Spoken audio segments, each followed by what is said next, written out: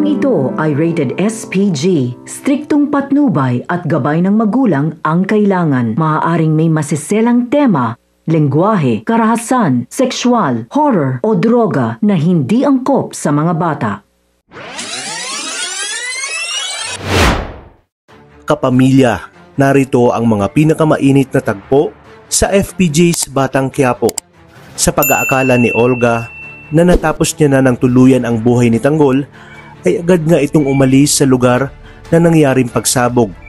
Nagulat ang mga kaibigan ni Tanggol sa narinig na pagsabog dahil sigurado silang sa libing ni Lolo Noy nangyari ito. Kaya naman, agad nilang pinuntahan si Tanggol para iligtas at dito nakita nila si Tanggol na walang malay at nakabulagta sa lupa kasama si Santino at ang napakaraming sibilyan na nadamay. At dahil mga pugante sila ay hindi nila pwedeng dalhin si Tanggol sa ospital. Kaya naman agad nilang tinawagan si Boss Divina upang humingi ng tulong. At sa ospital kung saan naroroon sina Aling Tinding at Marites ay agad na isinugod si Tanggol kasama si Santino ni Boss Divina. Magkakagulo sa ospital dahil sa napakaraming sugatan at kritikal dahil sa nangyaring pagsabog. At mapag-aalaman ni na Lola Tinding at Aling Marites na nangyari ito sa mismong libing ni Lolo Noy. Kaya naman labis ang kanilang pag-aalala nang makita nilang kritikal sina Tanggol at Santino.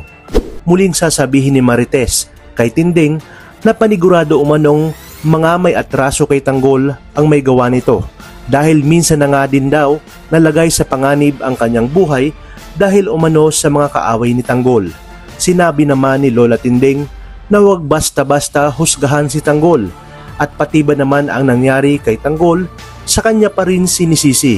Sa pagkakataong ito ay papasok na si Rigor kasama si Mando kaya agad nilang nalaman ang balita tungkol sa nangyaring pagsabog. Sa kabilang banda, manggagalaiti sa galit si Olga nang mabalitaan niyang naisugod pa sa ospital si Tanggol. Ayon sa kanya, may sa demonyo talaga si Tanggol at hindi pa mamatay-matay.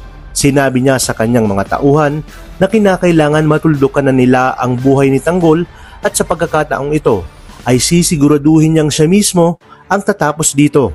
At isang malaking reunion umano ito dahil hindi na siya mahihirapan dahil nalaman niya na naroroon din nga sina Tinding at Marites. Dito nga ay magpapanggap siyang doktor at maghahanap ng pagkakataon upang malapitan si Tanggol at tanggalin ang life support ng ating bida. Sa inyong palagay, dito na kaya siya mabubuking at si Rigor mismo ang makakakilala sa kanya bilang si Aling Beng? Napakarami pa nating dapat abangan dito lang sa nangungunang serye sa Primetime. Maraming salamat sa inyong panonood at pagpalain tayong lahat. Kapamilya.